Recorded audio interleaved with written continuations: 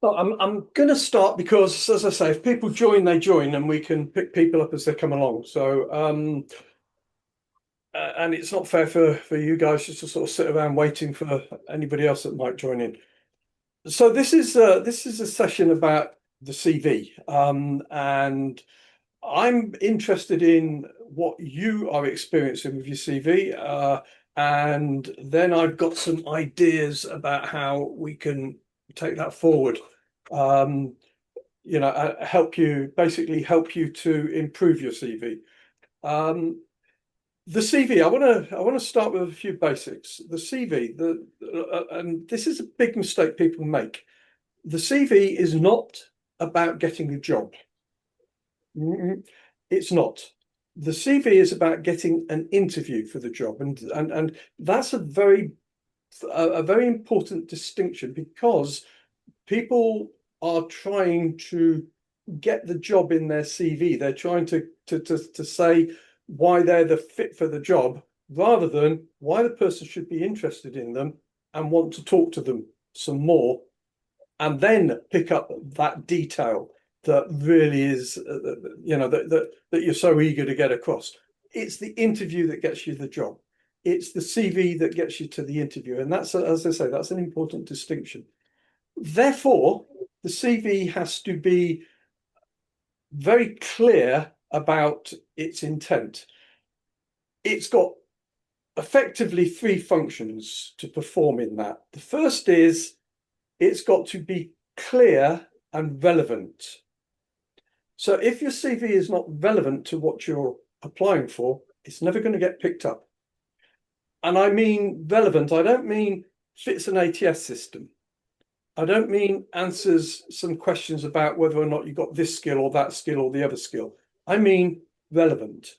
That it that the what the job you're applying for is, you fit, if you see what I mean. So, and it's got to be very clear that that is the case.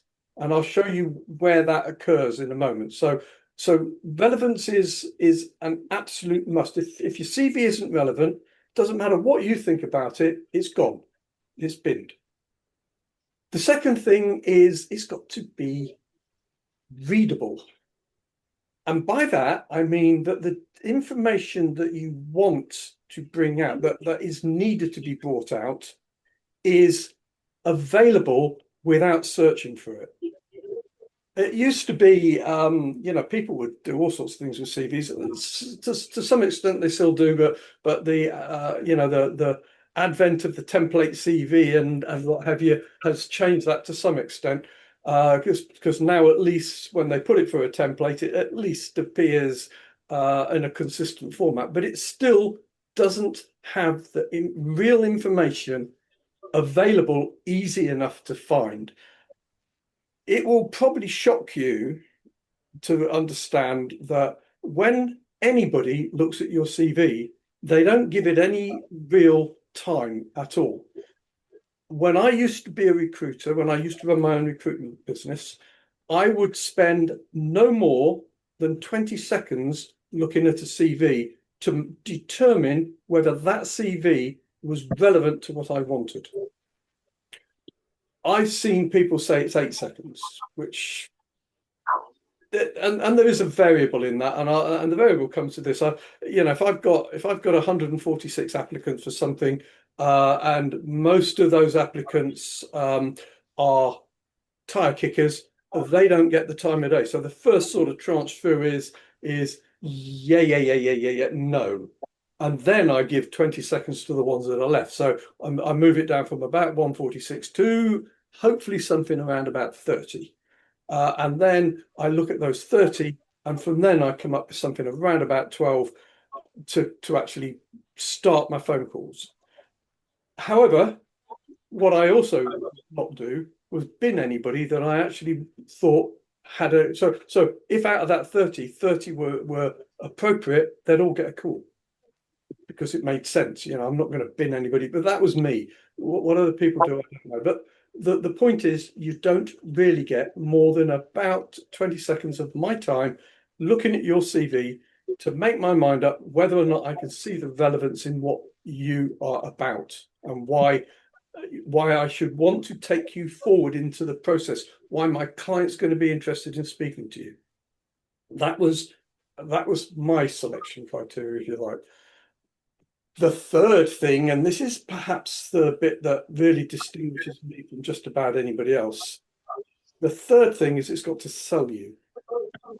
And it sells you not by listing what your competencies are, or what your soft skills are, or what your hard skills are, or anything else.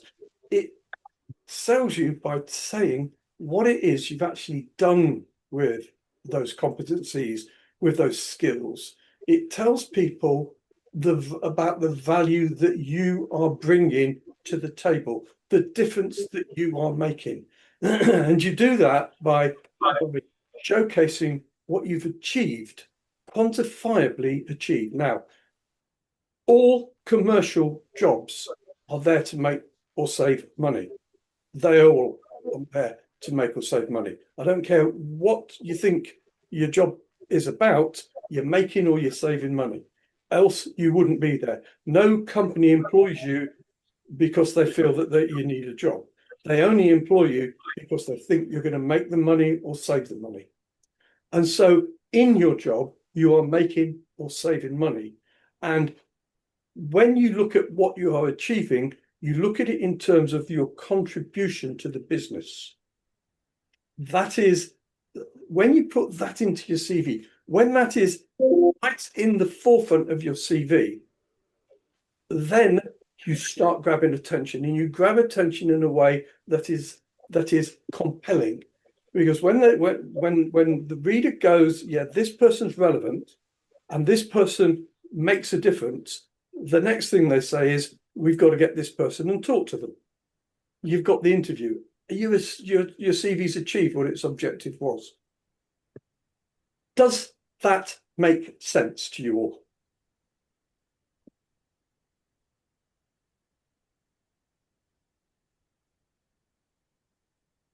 Feel free to join in. It does for me, James. Good. So what I want to do now is I really want to start opening this up a little bit, because we're here to talk about your issues and problems, and then for me to maybe show you how you can deal with that. And then we'll see where that leads from there, if you see what I mean. So anybody want to bring up anything from what we've said so far from your own experience?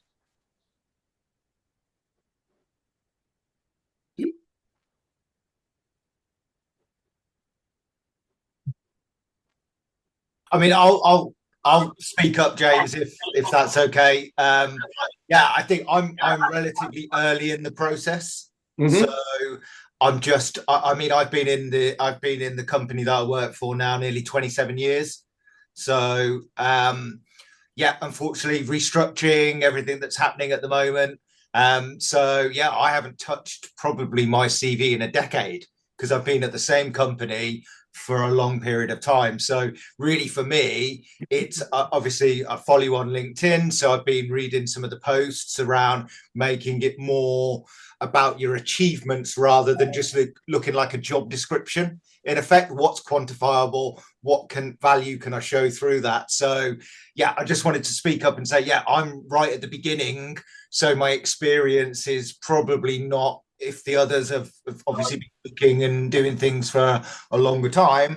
But yeah, so really, I'm just at the start of my journey. So yeah, just interested to hear your advice and your expertise and see how it can help me when it comes to yeah, redefining my CV and my brand.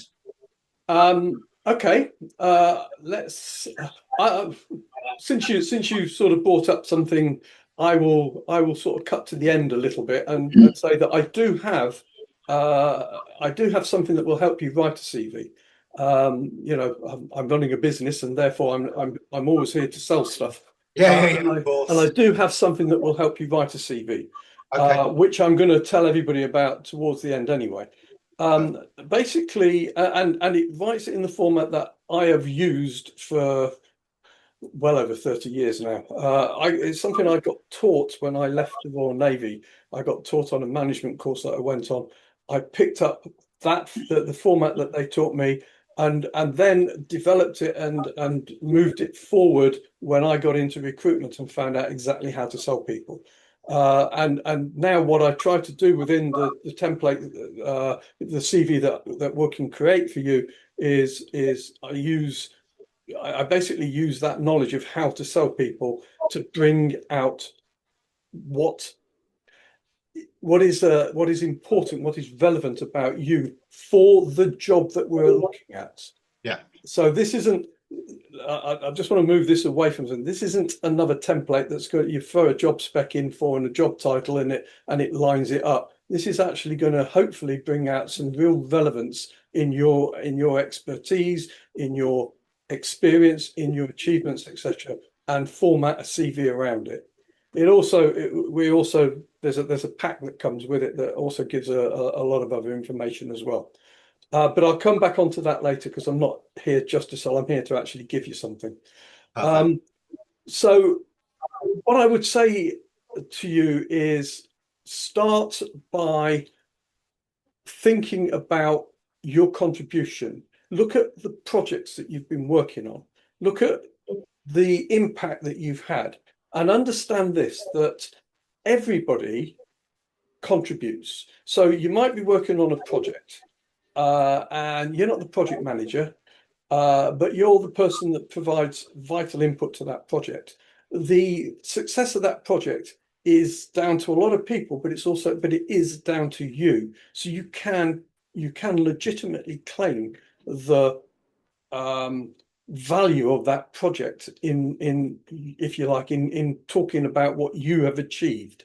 So if I'm the project manager of a project, I manage the bringing together of everything into that project to make sure it comes out. But each work stream is a vital component, and each work stream has to be successful to make the whole project successful. So each work stream manager and each person within that work stream has contributed to the success of that project. So do not be afraid of claiming the value that you have actually delivered in the job that you're doing. So start thinking in terms of the projects that you've worked. A process for doing this. There's an acronym STAR, STAR. You'll have heard of this, I've no doubt. And if you haven't, I'm going to describe it a little bit now. Situation, task, accomplishment, result. What was the situation about the job that I was going to have that we had to do? So why was this thing necessary to do? What was the issue the challenge? What was the problem we were trying to overcome? Which generated what particular task? So what was the task we were going to work on together? What did we accomplish in doing it? So how do we do it? And what was the actual accomplishment within that? And quantifiably, what was the result? So it's a mechanism for telling a short story. And then you wouldn't write that into your CV. What you'd write into your CV is a short achievement around that particular project, which sort of summarizes it. I would call it an FBA, a feature benefit accomplishment. So what you're thinking of is really summarizing the STAR presentation that we just talked about. Does that make sense?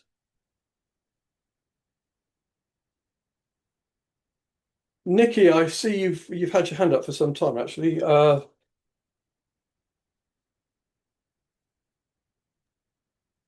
Hi. Yeah, sorry, just trying to. IT's not a vest. So the trouble I'm having is that due to caring responsibilities, I've been contracting on and off since 2010.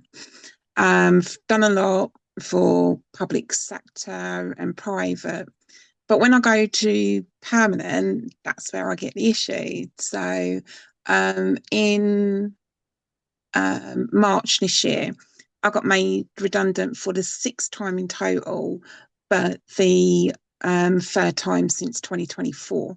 So I'm getting a bit battered, but I'm getting such conflicting information of what my CV should look like. Like at the moment, it's 4 pages long. I've got everything on there, and it's, like, I'm just confused, and I'm just battered by all the conflicting. So I'm going to give a bit of almost contradictory advice here.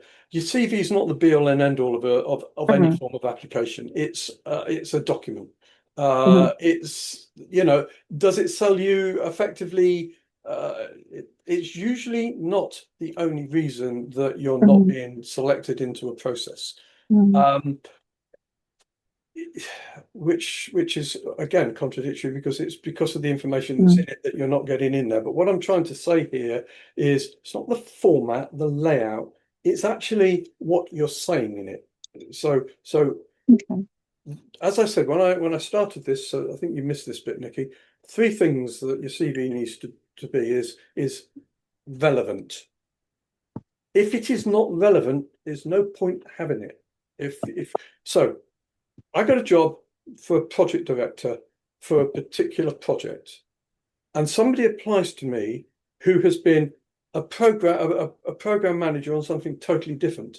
They are not relevant. So why am I going to look at them? Unless they can tell me why they are relevant, if you see what I mean. Yeah. So the CV has to start by saying, I'm relevant. I'm going to just share something with you a minute. Where's my share button? Oh, there it is. Share. That is what I want to share. Share. Can you all see that? Just loading. It should look like a front page of a CV, but it's not. Well, it is, but it's a description of a front page of a CV. Can everybody see it? Yep, can see it now. Yeah. Cool. So this is how I suggest you lay out your CV. Now, I'm not going to get absolutely. Hold on a second, Karen. Let me just admit you again.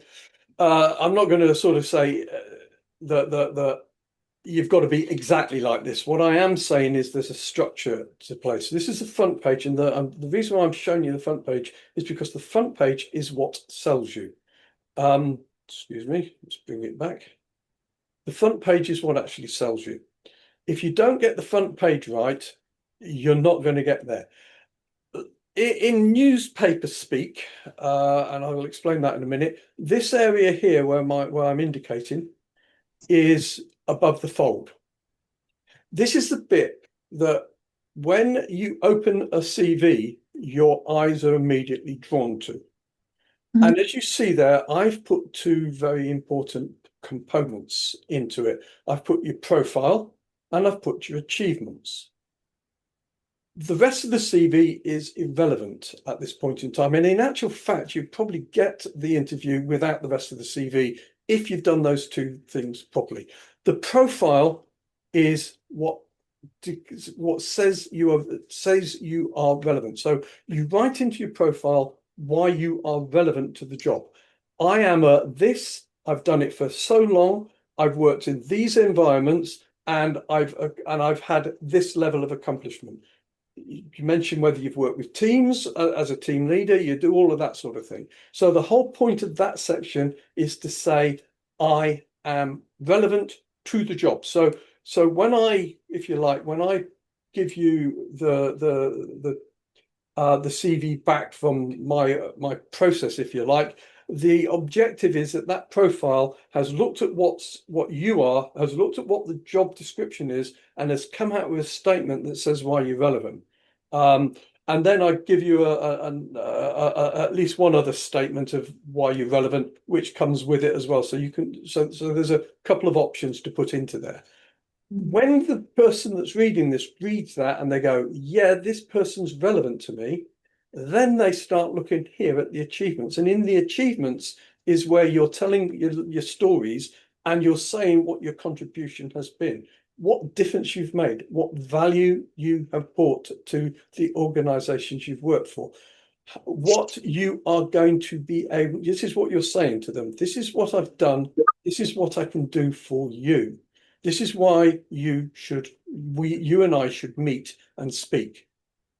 That's what that's for. Now, at the bottom, I've got the most recent job, because that is normally, not always, but normally the bit that is most relevant, because you're usually moving from one job to the next, then it's a transition.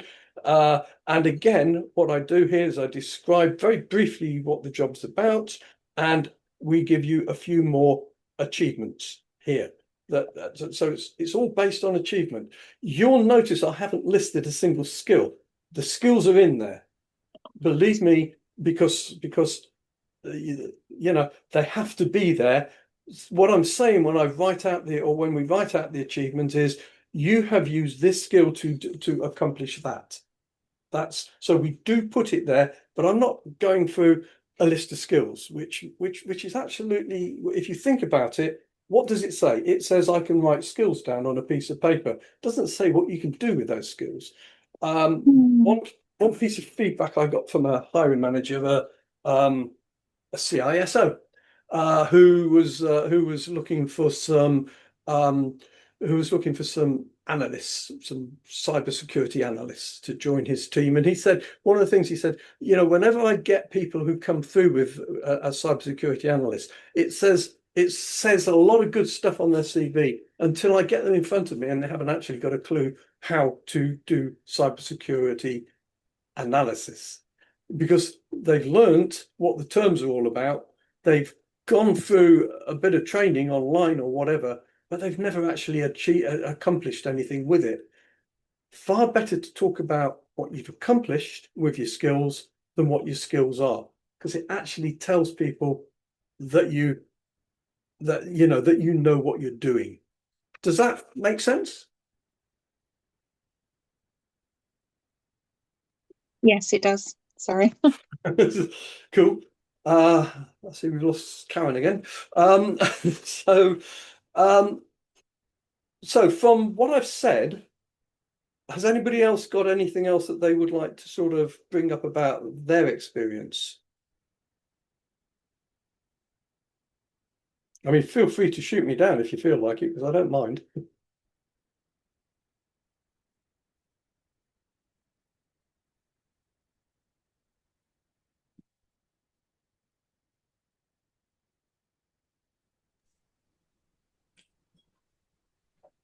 Yeah, I can't really add much, James, at the moment because, yeah, as I said, I'm right at the beginning of the journey. I'm still actually employed at the moment. So I know that's coming to an end at the end of the month. So yeah, just interested your experiences and everything else that you're sharing, really, from my perspective. So I'm going to throw a bit of a curved ball in a minute, because and that will interest. It's David, isn't it? Because I've lost your name on here. Simon. Simon, gotcha. Okay. Sorry, Simon. I'm going to throw a bit of a curved ball in here. And I'm going to tell all of you that the very best way of getting the job that you really want is do not apply for it. Okay. Okay, which is always a bit of a shock when people hear it. What do you mean, don't apply for it? The thing is that if you apply for a job, you are basically at the whim of the application process. You are putting yourself into somebody else's environment, and you're also putting yourself in against the maximum competition. Because if you're applying for the job, you can probably guarantee that another 150 people have applied for that job already. And with all the fancy tools out there for matching jobs to applications, they all sound really great. And so you're actually putting yourself into a state of, what's the word for it? Of it being a lottery as to whether or not you get selected for that process. So if you're not going to apply for the job, how are you going to get the job? The simple answer to that is you do what I used to do as a recruiter.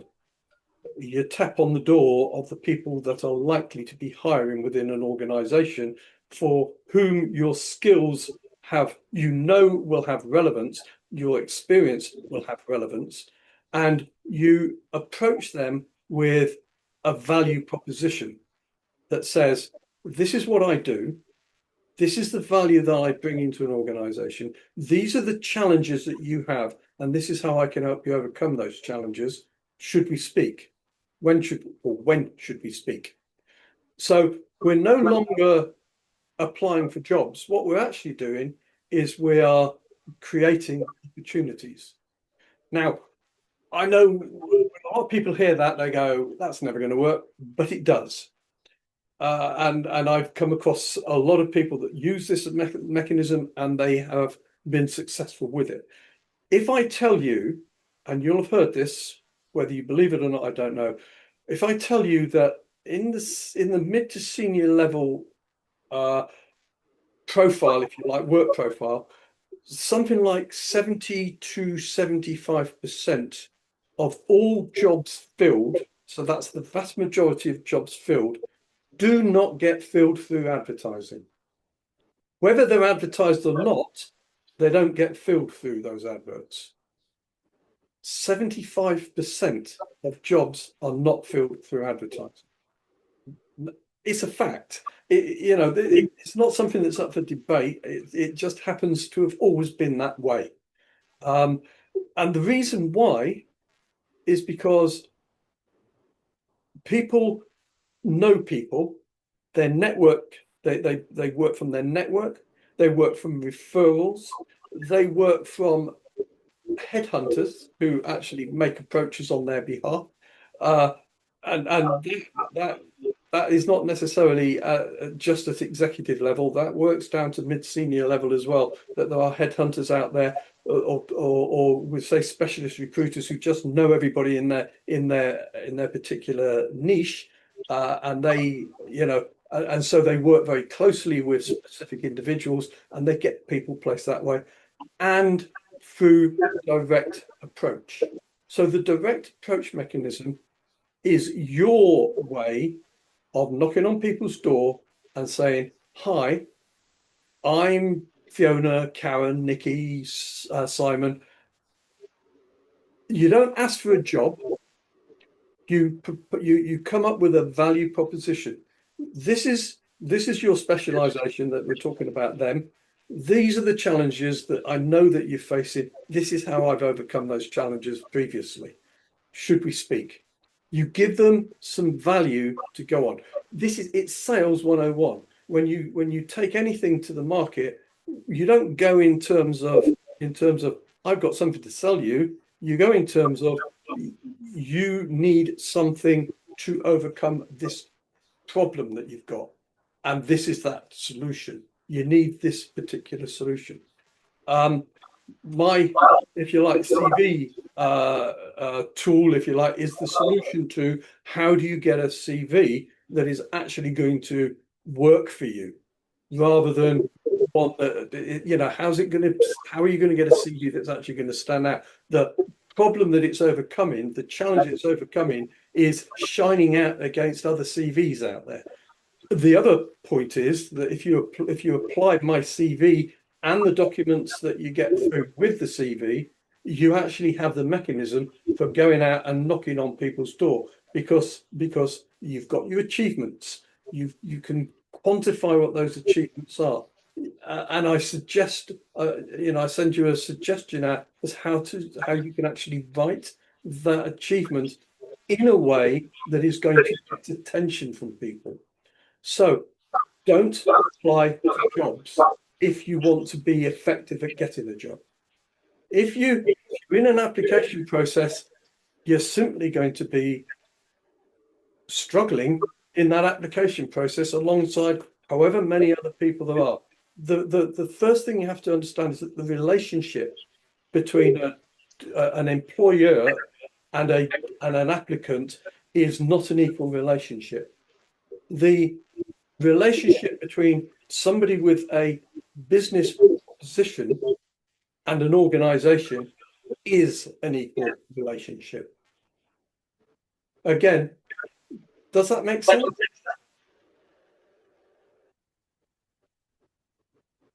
Does that sort of get anybody thinking this could be good? This could work? Or do you feel, no, it doesn't sound right, it doesn't sound like it can work for me? What's your feelings about it?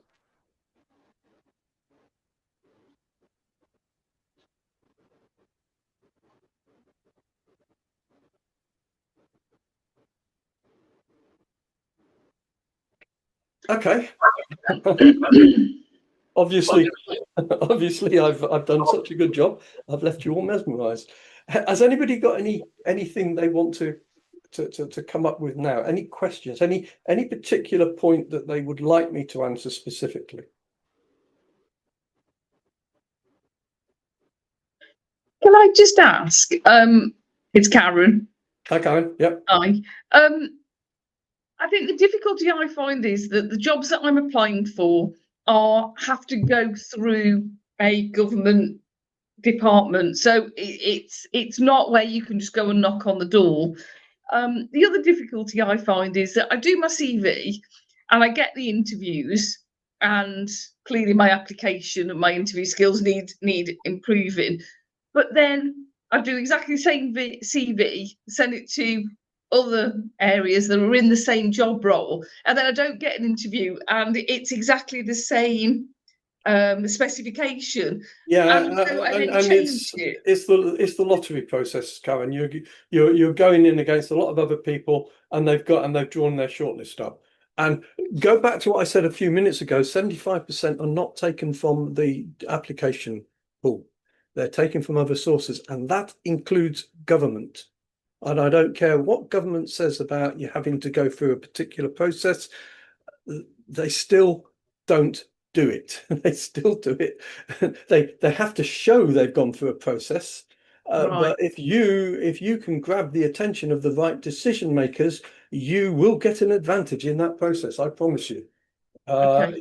You know, it's human nature. If somebody knows you and they like you already and they trust you, they're going to want to employ you.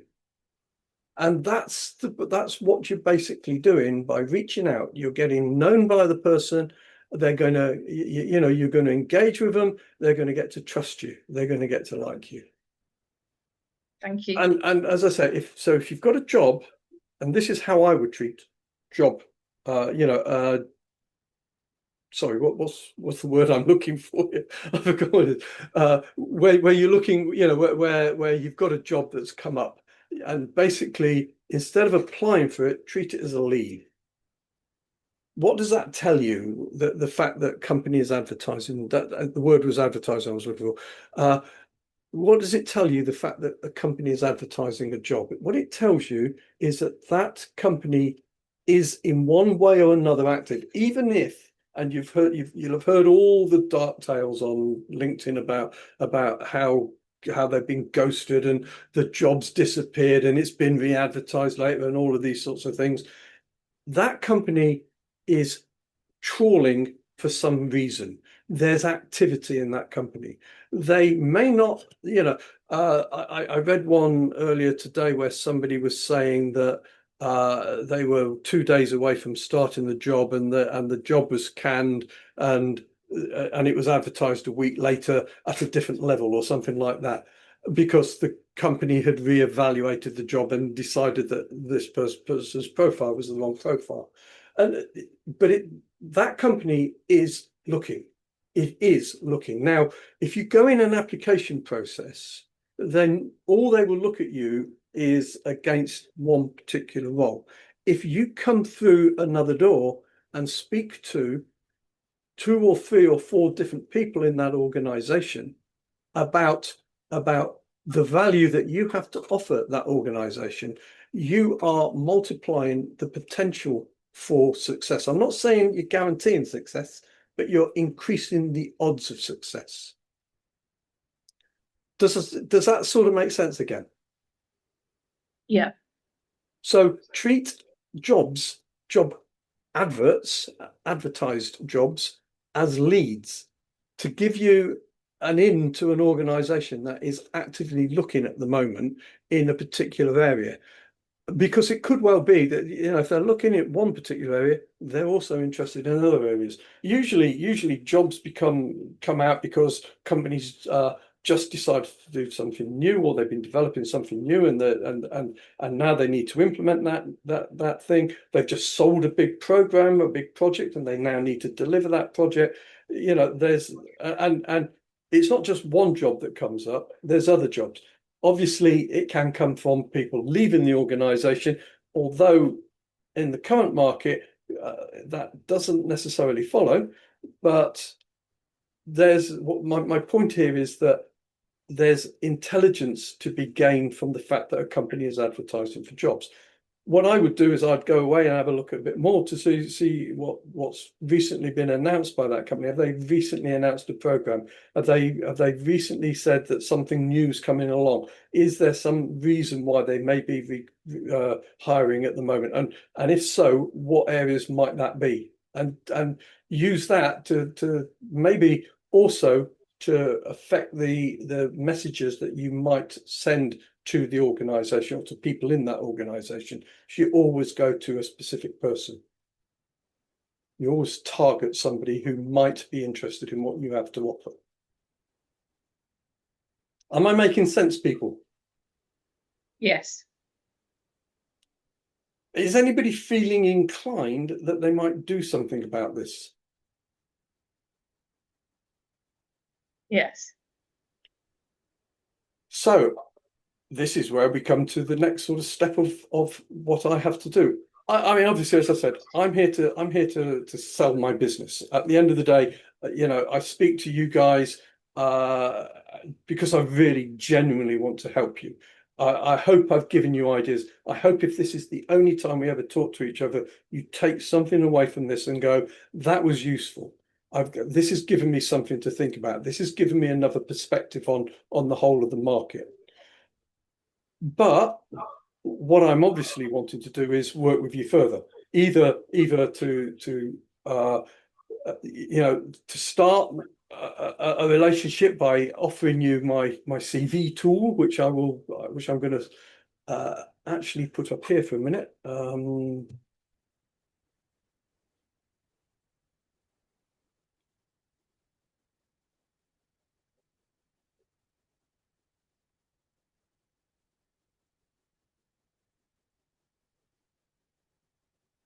Careers matters. Careers matter. That'll work. The other one wouldn't. If you go to that link, that's my website page for my CV transformation. That'll take you to that product that I've just been talking about. If you explore that, it will show you what options there are. Just understand that I'm still developing the product at the moment, so you may see some changes. But what you get is very clearly you get a number of iterations at getting a CV. You get a pack that is sent out with that, which will give you more achievements, more profile options. It will give you LinkedIn suggestions. It will give you an application, so a proposal, or a proposition, should I say, or a cover letter, if you want to call it that. And one of the products also gives you a complete interview pack where I actually select or we go through, I think it's 10 or 11 interview questions, what the question is, why it's asked, what they're looking for on the output, and stuff like that. So there's a strong interview aid with that particular pack. So that's that link there.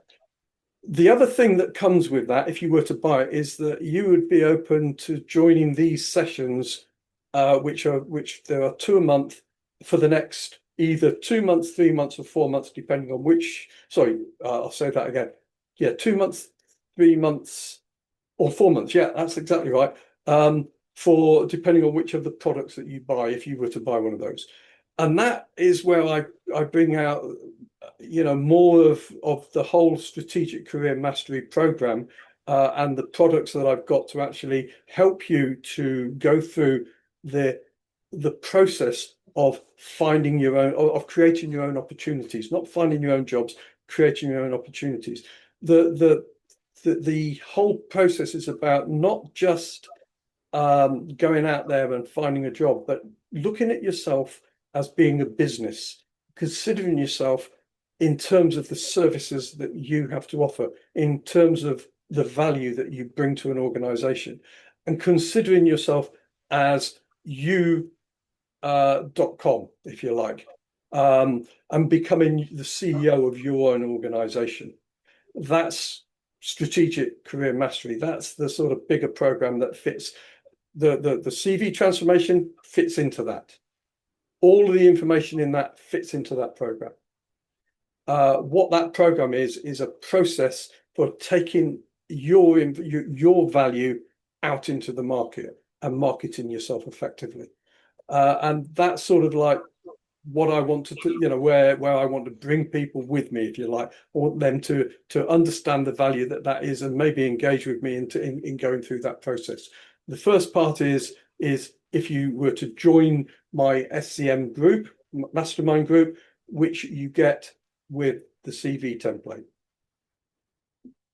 I hope I've been clear. I'm not sure I have, but I hope that's come across clear. Has anybody got any questions now?